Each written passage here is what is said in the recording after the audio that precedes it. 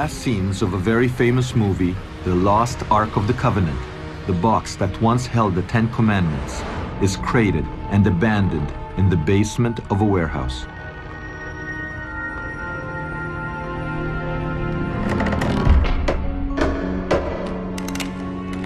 What if Hollywood's depiction accurately reflects reality? This would mean that hiding somewhere, there's tangible proof of the story the Bible calls the Exodus, the deliverance of the Israelites from Egypt, led by the prophet Moses. Well, right here in this building, there's a 3,500-year-old gold image carved, perhaps by an eyewitness to the biblical Exodus, of the lost Ark of the Covenant. And the people in there don't realize it.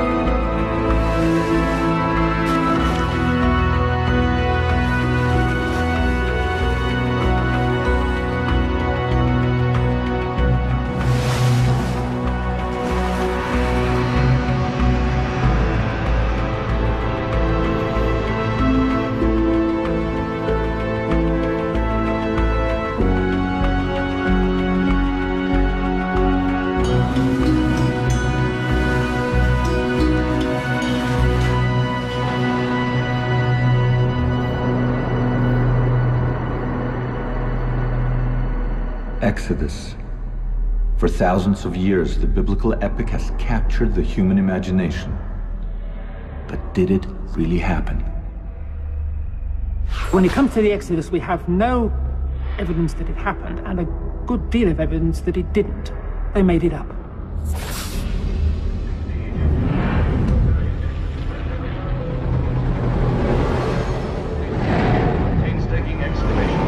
Under 150 feet of sand and rock, they discovered the ancient tomb of Mentemhet. Something must have happened. I can't explain what happened, but it shaped ancient Israel's identity, and therefore I can't dismiss it as a fairy tale. In the famed Valley of the Kings, where 60 Egyptian pharaohs were buried midst a splendor the world has never equaled, archaeologists... What can you dig up which is going to prove the Exodus? What would you have to find in order to prove the Exodus? The Exodus story is at the very heart of Christianity, Judaism, and Islam. For thousands of years, believers have treated it as historical fact. But in the past few decades, scholars have called the story a fairy tale. I'm James Cameron, and I know a filmmaker who for nearly a decade has been on a mission to answer a 3,000-year-old question. Is the Exodus fact or fiction? His name is Simcha Jakubowicz, and he's a two-time Emmy winner in investigative journalism. He claims that scholars have missed the archaeological evidence that's hiding in plain sight. More than that, he seems to have come up with the goods by putting together the long-forgotten pieces of the ultimate archaeological mystery.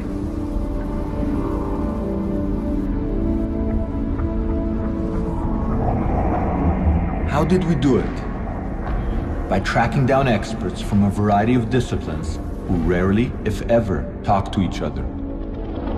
None of them fully subscribes to our take on the story, but many possess critical pieces of the puzzle, and what emerges will challenge even the most skeptical. But before we show you the evidence, let's start the story at the beginning.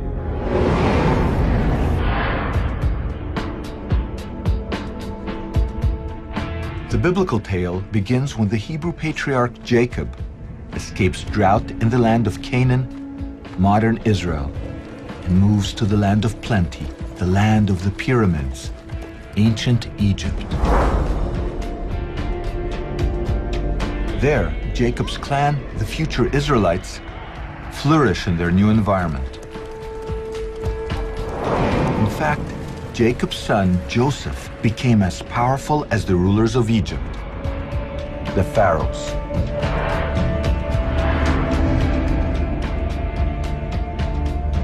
And yet, after Joseph dies, his people are enslaved by the ruling Egyptians.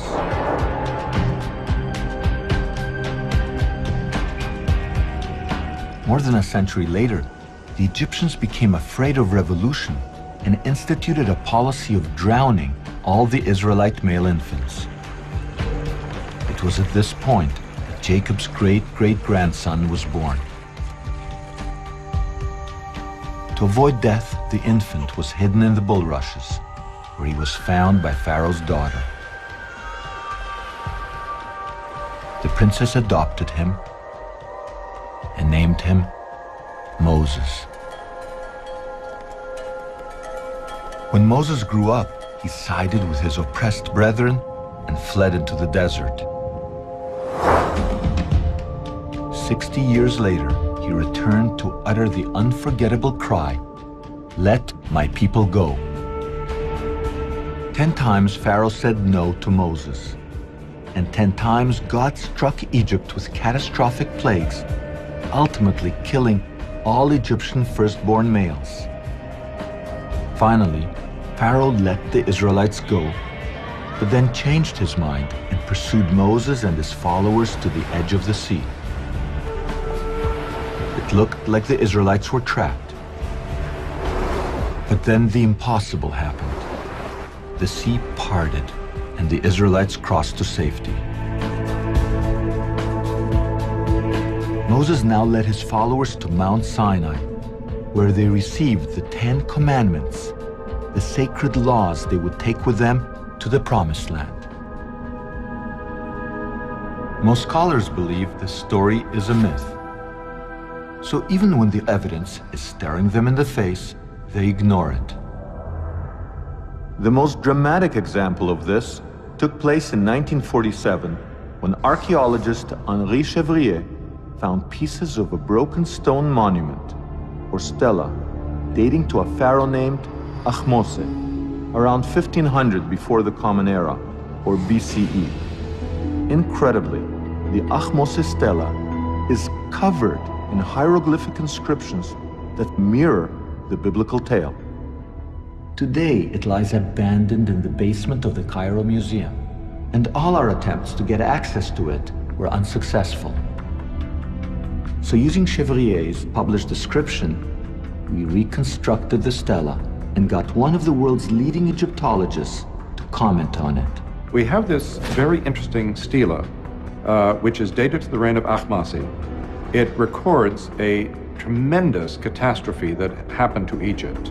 We're not quite clear what it was, but it involved rain and thunder and lightning and such a storm that rarely happens in Northeast Africa. I mean, that's a dry area. It sounds peculiar to me that the biblical tradition preserves the memory of plagues, which involve climatic cataclysms. And here we have, from the very time, this curious stela. This curious stela may in fact hold the key to the Exodus enigma. Let's take a closer look. The Bible says that at the time of the Exodus, there was a great storm. Ahmose's stela also talks of a great storm. The Bible says darkness descended on Egypt. The stela says that Egypt was enveloped in darkness. The stela then says something very peculiar. Though the Egyptians worshipped many gods, on this stela it is written that the storm and the darkness happened when God, in the singular, manifested his power.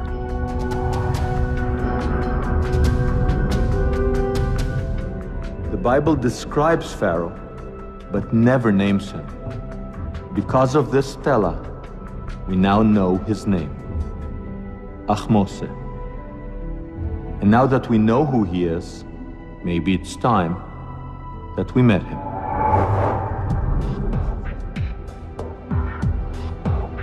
This is the Cairo Museum, home to some of the most famous mummies ever unearthed.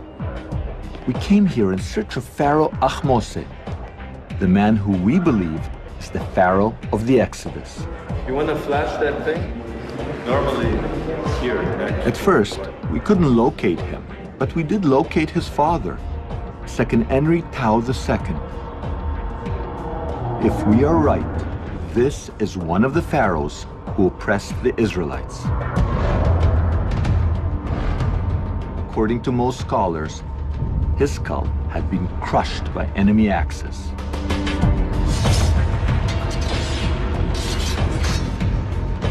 Perhaps those enemies were Israelites, smashing his mummy as they left on the Exodus.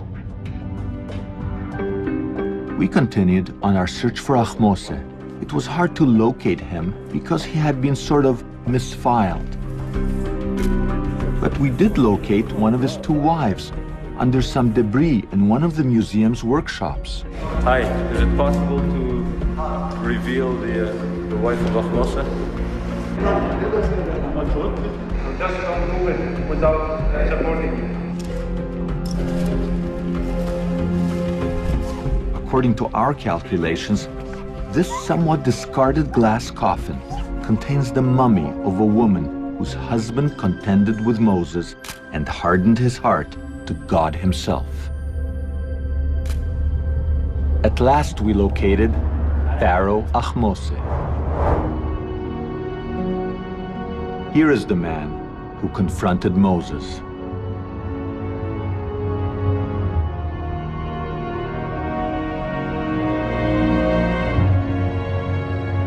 Can it be that Ahmose's father remembered the Israelite prince he grew up with, and when he gave his son his Egyptian name, Ahmose, the moon is born, he chose the name because of a play on words. In Hebrew, Ahmose means the brother of Moses. In history, Pharaoh Ahmose is most famous for expelling a foreign nation from Egypt around 1500 BCE. At the time, Egypt was ruled by a people that the ancients called Hyksos. Until recently, little was known about the Hyksos. Then, in the 1960s, their ancient capital, Avaris, was discovered north of Cairo.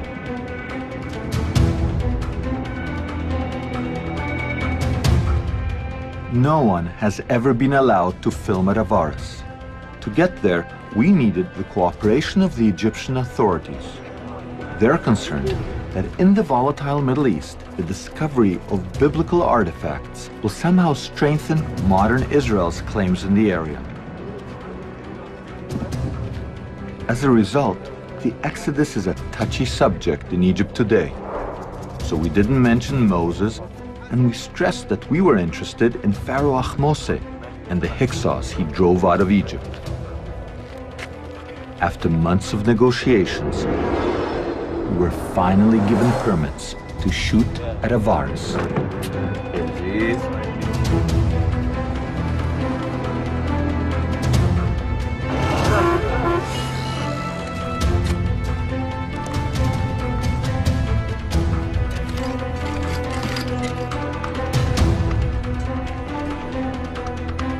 This is Avaris, a walled city dominated by palaces. 3,500 years ago, it was surrounded by branches of the Nile. Avaris was discovered by Professor Manfred Bitak of the University of Vienna. Although only a few acres are exposed today, in ancient times, Avaris seems to have dominated the area. Avaris itself was much bigger. It was 250 hectares, so it extended from here to the east about 2 kilometers, and from here to the south perhaps even 1 kilometer. In the Hyksos period, this was one of the major residences of Egyptian pharaohs. Egyptian history clearly states that the Hyksos who ruled mighty Avaris were Semites like the Israelites. and that they left on a mass exodus, known as the Hyksos expulsion. We have in the Bible the story of the Semites leaving Egypt and going eastward from Egypt. At the same time, independent of the Bible, we have a story of the Hyksos being expelled from Egypt. I think definitely the two stories are related. They're describing the same event from different viewpoints. If the Hyksos expulsion and the biblical Exodus are really one and the same event, then perhaps we can find the long sought-after proof for the biblical Exodus during the Hyksos period. But most scholars say that the Hyksos and the Israelites cannot be equated because the Hyksos left Egypt hundreds of years before Moses was born. These scholars also say that the chronology of ancient Egypt cannot be tampered with. You can play with Egyptian dates. You can move them up maybe 10 years and down 10 years, but you can't move up and down 50 or 100 years. That's not possible. And yet many people try to do that. They try to adjust chronology to fit their predetermined notion of biblical history. You can't do it. But maybe we have to. What if scholars are placing the Exodus in the wrong time period? Imagine the confusion if in the future scholars date World War II to the 1990s. You'll never find any evidence that it actually happened. Currently, most scholars date the Exodus to 1270 BCE during the reign of Pharaoh Ramses II. But some scholars are now breaking with that consensus. The Bible gives information that would put the Exodus about 480 years before the early years of Solomon, in the middle of the 15th century BC. Professor Bimson's calculations move the Exodus from its present date to 1470 BCE, less than 100 years from the traditional date for the Hyksos expulsion. These are too close to write off as a coincidence. So we have a new date for the Exodus, approximately 1500 BCE. The Hyksos and the Hyksos expulsion is what we're talking about when we are talking about the Exodus. All right. Our new date for the Exodus is 1500 BCE. And we know from the Bible that the Israelites arrived in Egypt some 200 years before their Exodus. In the original Hebrew, the Bible calls the Israelites God's people, or Amo Israel. If we write about our dates, there should be hard archaeological evidence for the arrival of these Amo around 1700 BCE.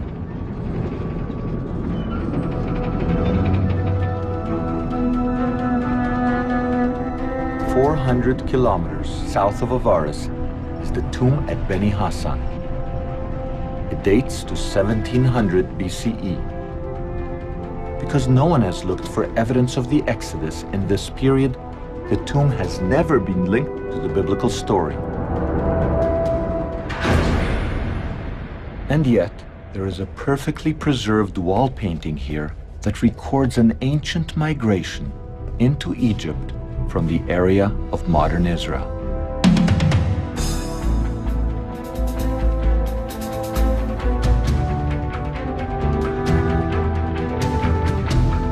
As in the Bible, the scene involves bearded Semites riding donkeys and bringing their families and flocks into Egypt. Like the biblical Israelites, they are wearing multicolored tunics. The hieroglyphic inscription on this wall calls these people the Amo, God's people. Looking in the right place, during the right time, we are the first to recognize a veritable snapshot of the migration of the biblical Israelites to Egypt. The Bible records that at the time of their arrival, one Israelite rose to the highest levels of Egyptian power. His name was Joseph, son of Yaakov, Jacob in English, and he became so powerful that he wore on his finger the seal of royal authority. Discovering Joseph's seal at Avaris would prove that the Israelites arrived here exactly when our timeline predicts. That would be like finding a needle in a 3,700-year-old archaeological haystack.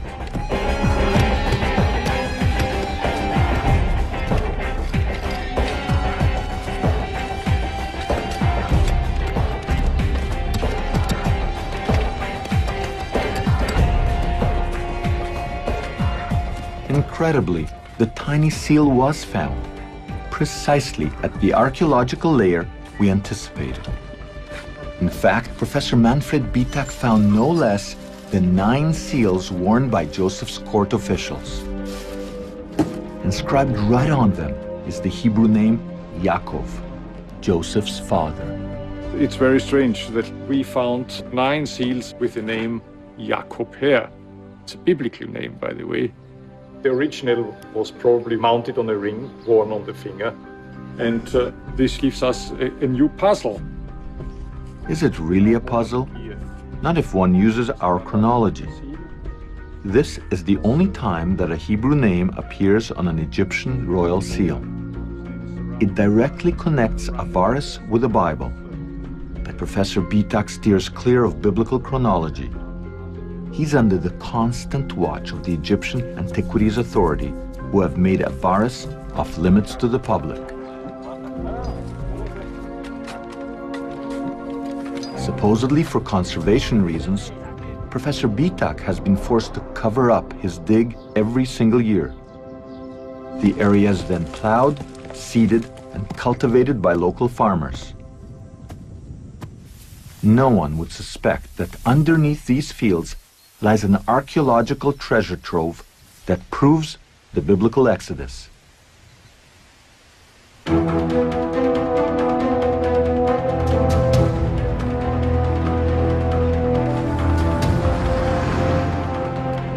Now that we found hard evidence for the arrival of the Israelites in Egypt and their rise to power, we went searching for archaeological proof of their downfall and the slavery that led to the Exodus. In search of the evidence, we had to travel to a place called Serabit El Khadem, 400 kilometers south of the Nile Delta into the Sinai Desert.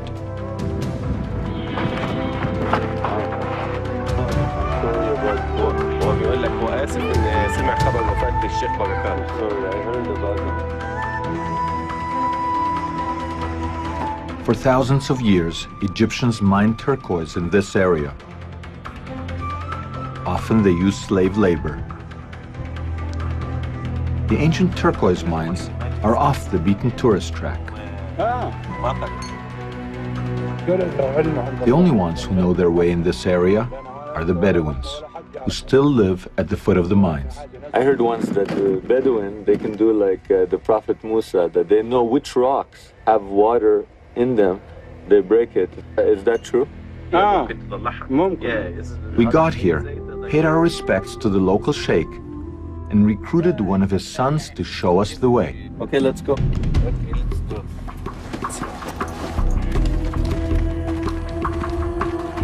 We learned of this place from old papers published in obscure journals. We came here to find proof of the slaves that Moses led to freedom. But even if we found evidence for the presence of slaves, how could we be sure that they were Israelites?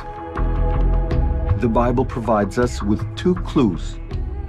First, the followers of Moses did not use hieroglyphic writing like the Egyptians. Rather, the biblical tradition states that they used an early form of alphabetic writing. Also, the Israelites did not worship Egyptian gods, but a single God that the Bible calls El.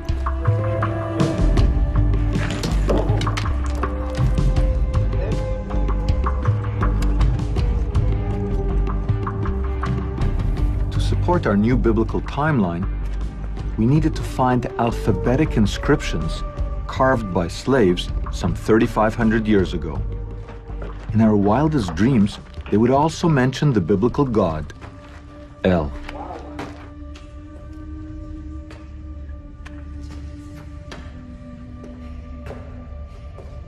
And sure enough, there are slave inscriptions here, and one of them records a 3,500-year-old cry.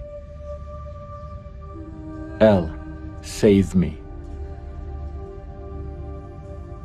This is the writing of a slave who worked in this mine. You can still see the chisel marks, which were part of the forced labor that the author of this inscription was involved in. And he wrote his cry to God, saying, help me, don't forget me, here where he worked and he slept and he probably died. And it represents an incredible moment in human history. Not only is it the first inscription that records the name of God, El, but it also records the oldest, or maybe the second oldest, alphabetic inscription. It's the basis on which Hebrew, Aramaic, Greek, Latin, English, Arabic, all is based on this writing.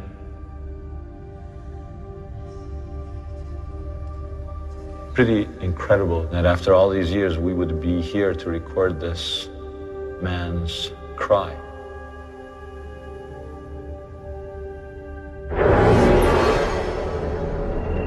Yachmos's stela, the Beni Hassan tomb paintings, Joseph's royal seal, and the Israelite slavery inscriptions all point to approximately 1500 BCE as the date for Moses and the Exodus.